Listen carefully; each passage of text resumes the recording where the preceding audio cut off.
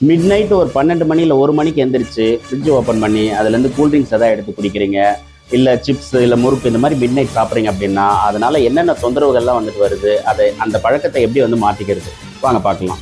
So mid night வந்துட்டு இந்த மாதிரிலாம் வந்துட்டு விஷயங்கள் செய்யும் போது டெஃபினட்டாக வந்துட்டு நம்மளோட இன்சுலின் சென்சிட்டிவிட்டி வந்து குறையும், இன்சுலின் ரெசிஸ்டன்ஸும் அதிகமாகும். அதனால் வந்துட்டு சீக்கிரமாக வந்துட்டு சுகர் வர்றதுக்கும் வந்துட்டு வாய்ப்பு இருக்குது, இல்லை ஃபேட்டி லிவர் வந்துட்டு வர்றதுக்கு கூட வாய்ப்பு இருக்குது, இல்லை வந்துட்டு வயிறில் புண்ணு ஏற்பட்டு ஜிஆடி பிரச்சனைகள் கூட வரலாம்.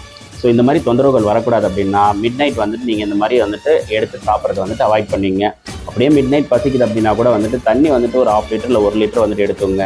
இல்லை அந்த நேரத்தில் வந்துட்டு உங்களுக்கு வந்து முட்டை வந்துட்டு வெவிச்சு சாப்பிட முடியும் அப்படின்னா வந்துட்டு முட்டை வந்துட்டு எடுத்து பாயில் பண்ணி வந்துட்டு சாப்பிடுங்க. இல்லை ஆப்பிள் வந்துட்டு எடுத்துங்க. ஸோ அதேமாரி வந்துட்டு உங்களுக்கு வந்துட்டு இந்த மாதிரி பசி எடுத்துக்கிட்டே இருக்குது அப்படின்னா நீங்கள் வந்துட்டு நைட்டு தூங்குற டைமை வந்துட்டு கரெக்டாக வந்துட்டு மேக் பண்ணிங்க. ஒரு 10 o'clockனா 10 o'clock தூங்கிடுங்க. ஃபோன் வச்சு ரொம்ப நேரம் வந்து நோண்டிகிட்டே இருக்கிறதுனால ரொம்ப லேட் ஆகிறதுனால வந்துட்டு நம்மளுடைய ஹங்கர் ஹார்மோன் கிரலின் கூட வந்துட்டு இன்க்ரீஸ் ஆகலாம். அதனால கூட வந்துட்டு இந்த பழக்கம் வந்துட்டு வரலாம். ஸோ இந்த மாதிரி மிட் நைட் வந்துட்டு உங்கள் ஃப்ரெண்ட்ஸ் யாராவது வந்துட்டு எடுத்து சாப்பிட்றாங்க அப்படின்னா அவங்களுக்கு இந்த வீடியோ ஷேர் பண்ணுங்கள். எதாவது டவுட்னா வந்துட்டு அதை கமெண்ட் பண்ணுங்கள். நானும் இந்த மாதிரி தான் வந்துட்டு சாப்பிட்டுட்ருக்கேன். நான் கொஞ்சம் சேஞ்ச் பண்ணிக்கிறேன்.